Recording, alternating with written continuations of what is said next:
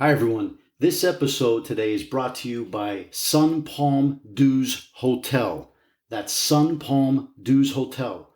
Address Zone Touristique BP 98 Dues 4260 in lovely Tunisia.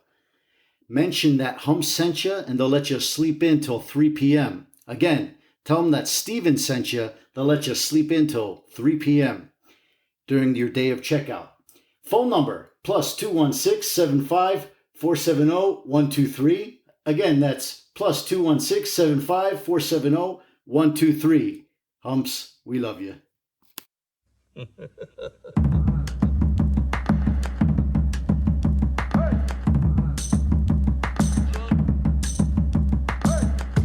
estaba sentado un perro, se cayó el perro y a la mierda el perro, y se va la vida.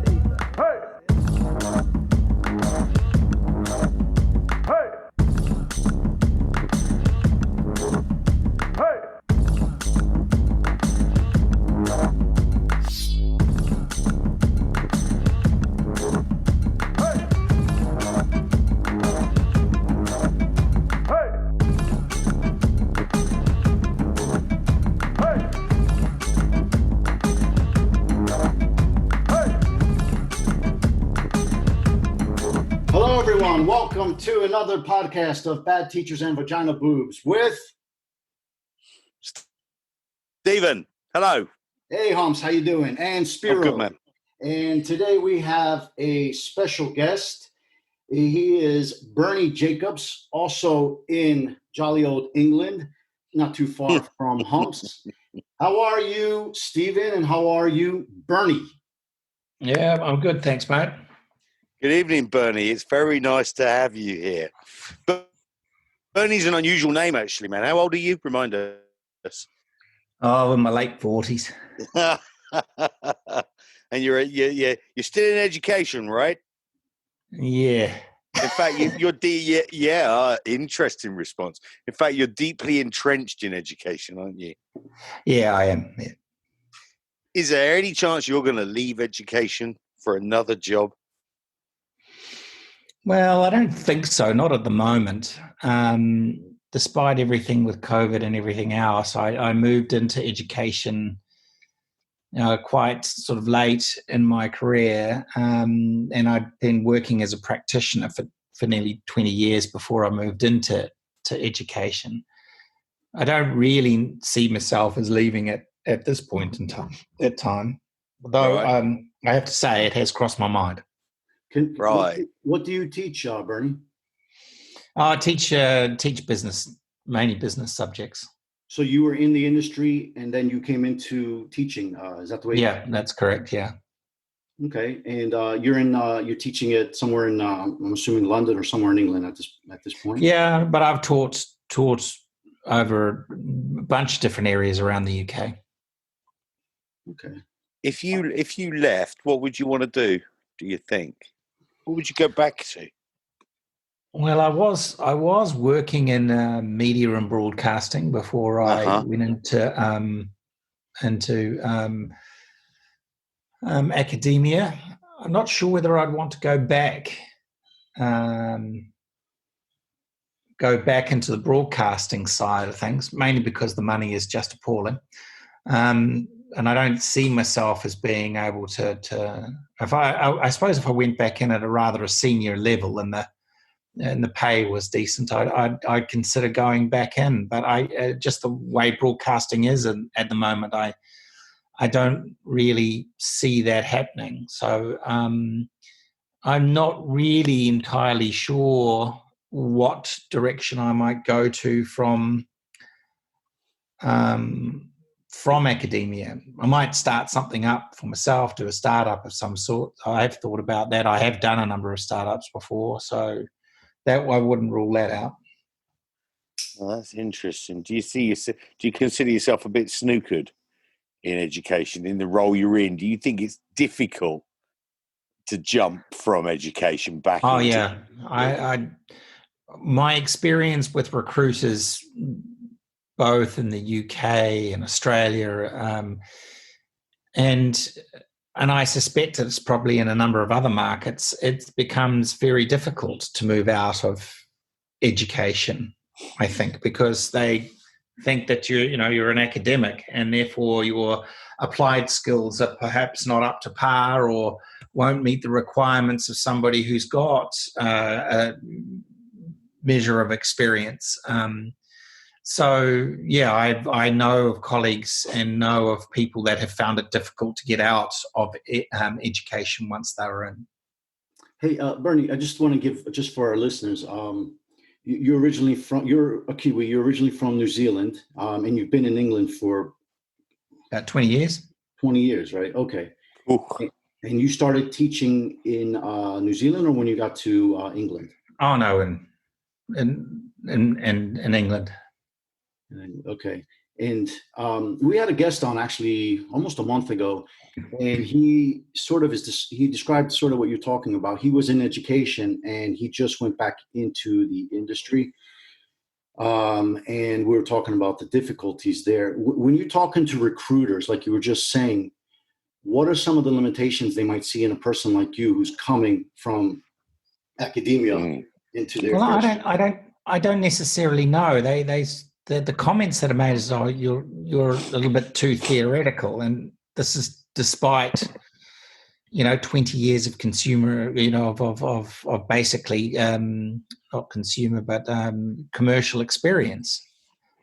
So yeah, even with being contacted for jobs in Australia and New Zealand from recruiters, the moment I mention having a PhD or doing a PhD, I wouldn't put that on my CV. When you say that, I've done the same exact thing looking for jobs. In the past, I would not put my doctorate degree on there in hopes of getting the job, because I just felt that I was going to be told kind of what you just said. Hey, man, you're overqualified, or we don't want somebody like you in this place, because what are we going to do? Call you, Dr. Jacobs? Meanwhile, we got interns running around and all that. Yeah, no, that's part of the reaction that I've found. Unless you're going through, there are recruiters that specialize in getting jobs for people with PhDs, with doctorals, and they're more specialist, like I said, headhunters that actually focus on that area. And of course, if I was going through one of those headhunters, well, I would put that on my CV. But generally, no, because quite a lot of the reaction that I've had from recruiters is it tends to work against you. Yeah, it's interesting. I mean, and the exception would be is unless you were going into something like corporate training or that kind of thing, or I suspect that consulting companies might be a little bit more open than other companies, perhaps, mainly because of the skill sets, and have some of the skill sets could be transferable in that regard. But no, generally the answer is it's not. I haven't received too many positives, let's just say. So you actually helped me. You both have, Humps and yourself have both helped me when I was in England actually get other jobs. And I've worked with you in at a university, and obviously with Humps. We had some really interesting conversations on the few times that we went out for some beers after, weekends or whenever we went. And there was one night we were out somewhere at a pub having a few beers, and we were talking about the for-profit American system that has hit England and other parts of the world too. And you had a really deep conversation with me about how it's ruining education. And I want you, can we go back to that? Can you bring that up again? I mean, because I thought that was a really interesting conversation we were having. It got a little loud. Yeah, I mean, I teach businesses. I've run business, and I'm not not a communist in any way, shape, or form. But it's more of a libertarian argument where the market doesn't work. There's a role for government. And I just think in education, once you start it's a sticky path because your students become the customer. And at a number of institutions where you can get funding from government, your institution could be funded by grants from businesses and other parts of society. You have a number of stakeholders. The trouble is that many students just don't realize that they're one of many customers. And that whole customer orientation and the expectations of I'm the customer and you'll do what I want you to do kind of doesn't work. Students tend to, in some institutions and in some instances, not really realize that they've entered into a contract, where in actual fact the relationship is more towards being a lifelong stakeholder, because I believe in lifelong education. That it's more like a work in process. And if you're coming into the university system and you're part of that process, because you've paid money doesn't mean that you should walk out the door with a degree. And my view is, and my experience is, that there are quite a number of institutions that are there to chase the money and provide the visas. And they're not really delivering on what a university degree is. And given that in the UK and in a number of other markets, we've seen the decline of polytechnic institutes, where polytech was more about applied learning. And yes, they used to do trades, but they would also teach more applied marketing, for example, which is an applied subject. Whereas the universities now, with a decline of the polytechs now, the universities have sort of stepped in, and the expectation of many students is that we're training them for a degree. So how we understood what a university was in society has also fundamentally changed. And so you have this orientation around the customer, which is an appropriate marketing and business orientation to have. But that orientation can lead to measures that are not conducive, I don't think, to student learning and student understanding and a full appreciation of what university is and should be. We have now a situation where we have a lot of students, I think, that are coming in with the expectation of being a customer. Their expectations are very high. They like to have their hands held, whereas universities have traditionally been a place where people grow up, that you're put into a situation where you've got to find the answers for yourself. And I see that less so in a number of institutions where everything's sort of handed on a silver plate. And I don't think that that's necessarily producing the best kind of students that are appropriate for society and for business. And I see that having effects in our society. Yeah, I was going to ask that. When do you think we'll see the negative effects of training students to do a degree but not to apply or solve problems? When are we or do you think we're already seeing that? I think we're starting to see that. And I think it's been exacerbated by things like social media. And depending on the institution, having a look at the development of critical thinking and to actually read. Well, we've got a situation with a large number of students who and basically a generation that generally doesn't want to read. That the challenge of being able to read and to be able to articulate and develop an arguments and be able to see both sides of the art, to be critical with their sources, it's not necessarily there. I mean, why would you when you can go to a website and get it paid for you, Yeah. And it requires effort. that does require effort. There seems to have been a shift away from reading. I wouldn't dispute that, but towards consumption of video. So perhaps candidates are not reading, but they are listening.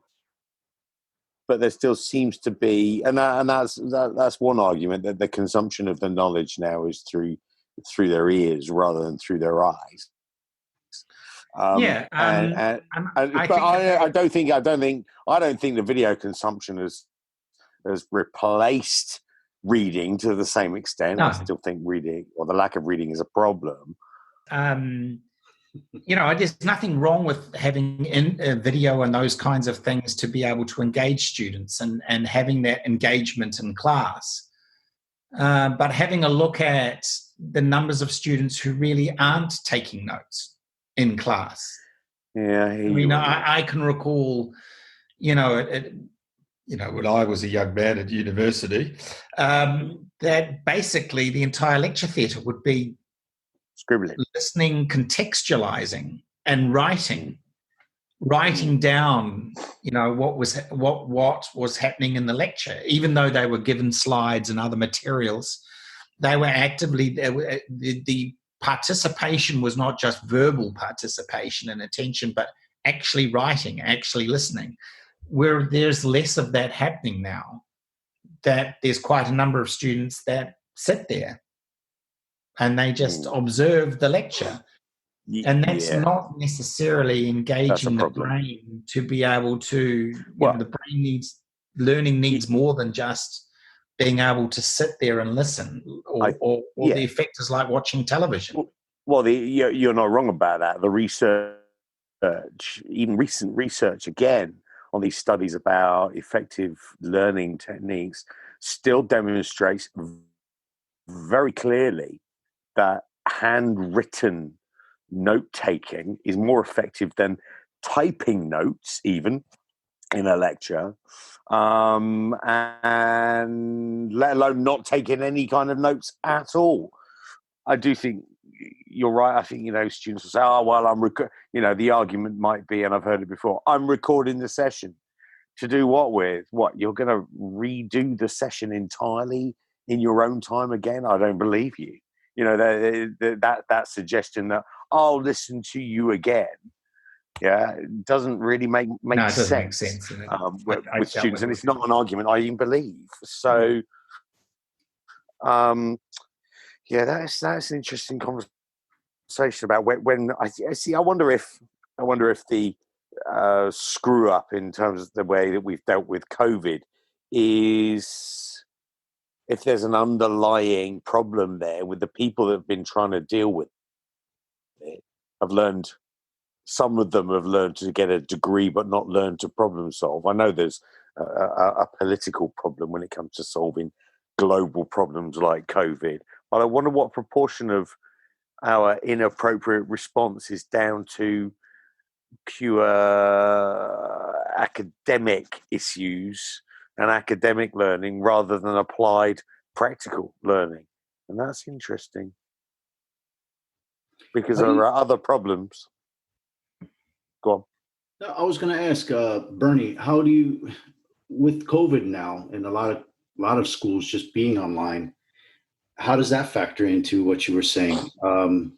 Because now it's basically even the camaraderie and the campus atmosphere is, well, at least for now, it's gone. So how would that attribute to what you're saying as far as students not learning how to become grown-ups, being away at college somewhere like they traditionally used to be? Well, I think there is something very sobering about having a pandemic and seeing these things happen in your lifetime. It's quite possible that people will have to grow up a hell of a lot more quickly as they start to realize,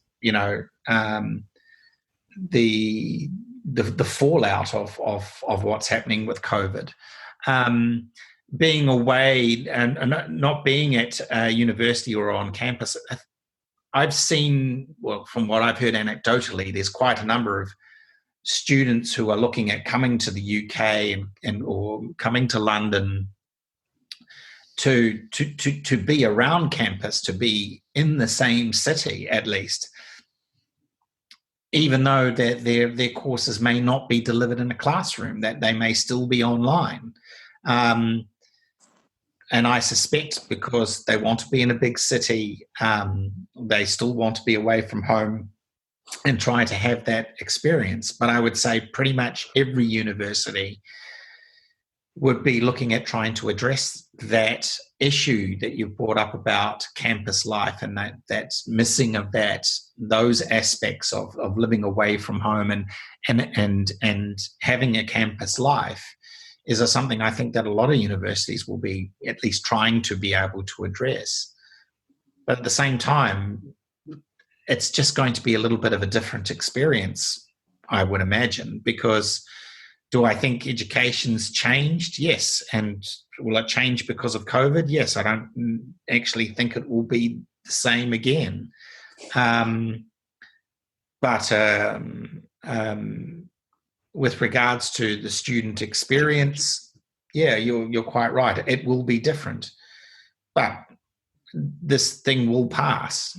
And I think many of those students will find themselves on campus, even if it's just for a year and a half. Interesting. Here in the States, it's gotten so bad, as I'm sure you've seen in the news, that many schools have already just come out and said that they're not going to open in the fall, or perhaps they're going to open sort of like on 2 days a week as opposed to the full 5 days a week. They've been trying to find some way to keep that campus life alive during the pandemic, but a lot of places just, they don't want to take the risk. So it's interesting how the pandemic has affected education the way I'm seeing it. And at least here in the States, I don't see, for the time being, I don't see a light at the end of the tunnel for this pandemic, for us anyway, here, I should say, in the States. Well, there's been said here in the UK that they're in for a second wave. I don't doubt it in January, February, that there will be a second wave. I fully anticipate that there will be. And you have to go on the buses and see people walking around the streets and still a little bit laissez-faire about wearing masks and what they're doing. And, you know, we've already started to see some of the warning signs from other places about, you know, not being cognizant of what you're doing. I don't think that there will be a vaccine. And if there is a vaccine developed, it won't, and the earliest they're putting at it, as far as I can tell, is perhaps December of this year. Well, even if in December this year, if there is a vaccine, well, that will be going to the front line first, as well it should. So it won't filter down for months. It'll take months to be able to put, to be able to deliver that vaccine. So we've lost a year minimum, pretty much. I can't see classes happening in January, February. I suspect quite a lot of universities were hoping that actually the thing that we might be on top of it and tracking and whatever else would be sorted and that, and we could more or less get back to some semblance of normal by January, February, by term 2. But I can't see that happening at all now. So effectively, next year is a brave new world. How do you deal with, personally, how do you deal with online classes? Do you like them? Do you find them challenging? Being a professor, that is, a lecturer. Well, I've not done that many online. I did some, and a few years ago, I did some online delivery. But the system that I was working on was so appalling and so backward. It was really kind of weird and not very good. And things, thankfully, have substantially changed since then. And the last ones that I've done have been okay, but not brilliant. It's not brilliant if you're delivering a class and everybody's got their microphone on mute. And so you don't get that feedback that you have in a classroom.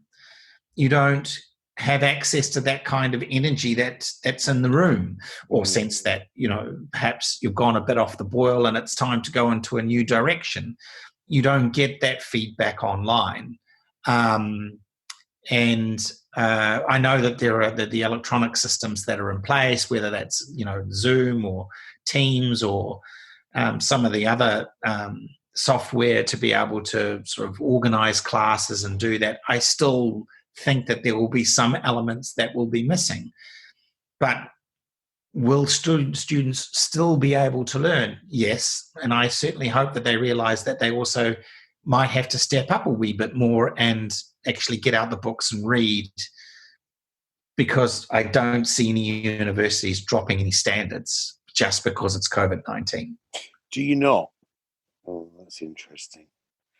We just recently heard here in the UK, and whether or not you're aware of it in the US, China.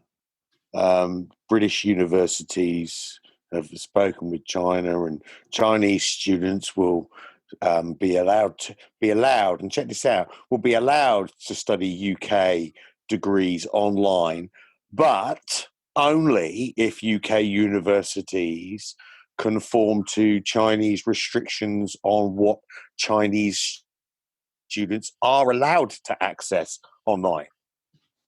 So, of course, as we know, in China, there's different access to the internet. It's censorship in many ways. And British universities have capitulated to China and said, yes, we'll make sure that the sources online are the only ones that are acceptable to the Chinese government and powers that be, and students won't see unacceptable content. Now, that isn't necessarily a positive step forward. It's a result of the COVID virus, but that's the thin end of not just a linear wedge for me. That's the thin end of an exponential wedge. That's interesting. Yeah. That up, Steve. Sorry, Bernie, because I believe I heard recently the same talk here in the States where they're allowing Chinese students to take to earn degrees online, but there was that what would be blocked as far as appropriate material for China. So it's almost as if you have a different audience if it's a Chinese student as opposed to your UK or American student. Go ahead, Bernie. Sorry about that. I don't see too much material in a lot of business classes that will need to be super adjusted, if I'm honest. I think maybe in some more liberal arts topics and subjects and political science subjects that might very definitely be the case, but I don't see that so much of an issue in business schools. But the issue in general with regards to censorship and everything else, we are in a customer orientated business now, as we discussed earlier, right? Yeah. I'm not saying that we don't have some form of censorship here in the UK or indeed in the US. There is only a certain type of freedom that we all have to access content online, and we've all heard of the dark web, yet none of us propose necessarily accessing the dark web for our students on a business course. Although maybe maybe the dark web is more of an applied approach to some businesses, and I think there's some evidence of such applied activities within that structure. Anyway, I think there are some interesting changes coming, and further to come when it comes to content online. I've said it before on these casts that a laptop with some slides on it is really a freaking cry from any kind of representation of as you alluded to, Bernie, a dynamic learning environment. It's very limited in its dynamics, and really, I think unless we're starting to employ, and I've seen these examples before, unless we're starting to employ some VR and some AR and some digital immersion or some immersion into the digital world through the hardware, I think we've got to see a revolution in hardware development here. It's really not just about the software for me. Then I think a laptop with some slides on it and some professor talking at the other end is going to be a very limited experience for candidates. And I'm not sure that they will. Look, we can't get them to learn in the classroom when you can, challenge them directly and get them in groups doing things and this, that, and monitor and push and coach and guide and facilitate and do all those good things, which is very difficult in an online environment anyway. I'm not sure that they will learn as effectively online. I think we'll see maybe another shift downwards in attention. And you and I both know, we all know, that the organizations that say, oh, well, the student logging in is a measure of attendance is bullshit. It's simply a measure of who logged in. Doesn't mean that they're there. And I wonder whether or not the gap between student and professor will widen as a result of merely an online environment. Anyway, just an observation, really. So you guys want to do the Fire de Buta Tora segment? It's yes, we got to move it. We got to move it on, everybody, because everybody listening will understand that I was late today. Okay, carry on. If he's from the US. Well, to our listeners, Humps was taking a lovely, what do you call them, cat naps, right? Yeah. So, you know what, good people. I've transitioned from academia to a construction site at the moment, given the issue around jobs. And I'll tell you what, people, I'm frigging knackered.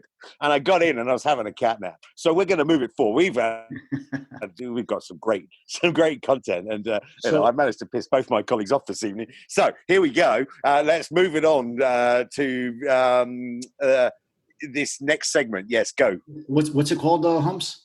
The segment? Find the Busha. All right, so Bernie, what this segment is, it's basically, we call it Fire de Buta Tora. It just means eat the dick now. What it means is basically you have two bad choices in front of you. You have to choose one of the two. Sounds like something out of Family Guy. Yeah. Sort of. It's not too far off. So you're not too far off. Here's the first, and we all three of us have to answer which of the two we would rather have. So here's the first scenario.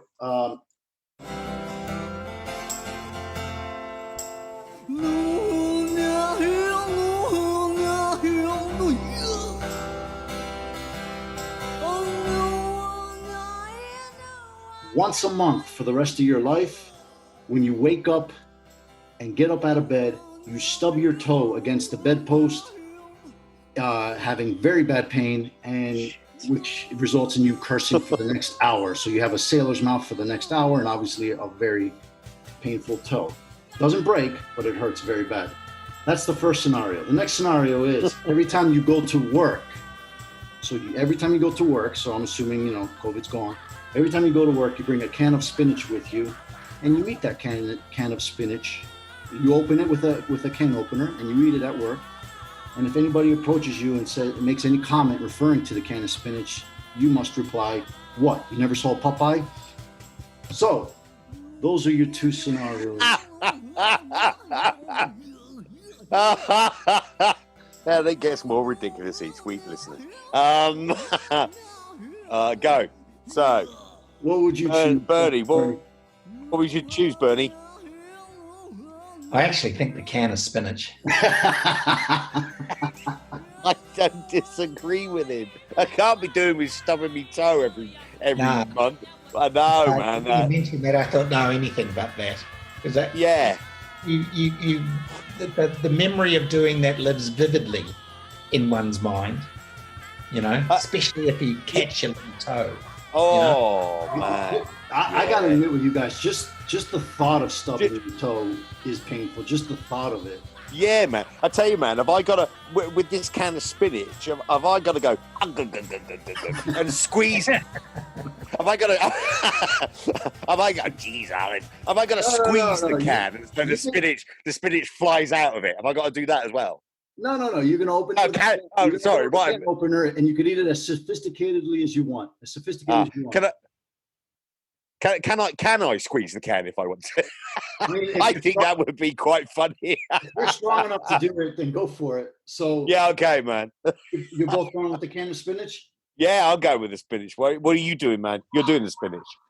I'm gonna look like a fool, but on the other hand, I will be healthy, eating a lot of spinach. So I guess spinach is very good for you, man. Yeah. But I will. Yay! I will look like an absolute fool at work. I think we all will. But yeah, but it would be funny, and we'd get a lot of hits on social media if we did it. Another utterly ridiculous choice in one of life's ridiculous scenarios, but a good one. We love it. Spinach in a can in the UK?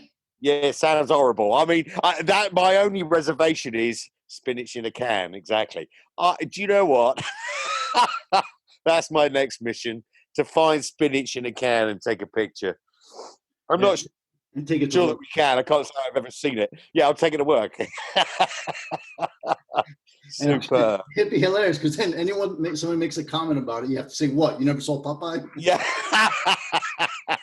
Just like that. Just kind of brutally kind of abrupt with them.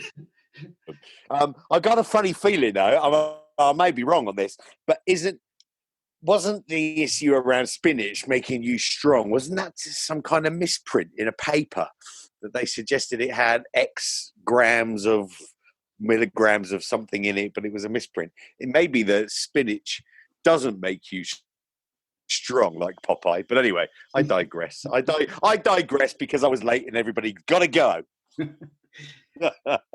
I'll shut up now. Bye. Hey, so Humps and we want to thank you, Dr. Bernie Jacobs. Thank you, Bernie. Dr. Jacobs. Thank you very much for joining us this week. And we'd love to have you on again in the future. Hopefully after COVID's over, which is soon, hopefully. Yep, that'll be great. Nice one. Yeah, nice insights, Mr. Jacobs. Dr. Jacobs. Have a good rest of your day. And right, for gentlemen. Me in the UK, cheerio, bye. Take care. Bye-bye. Bye.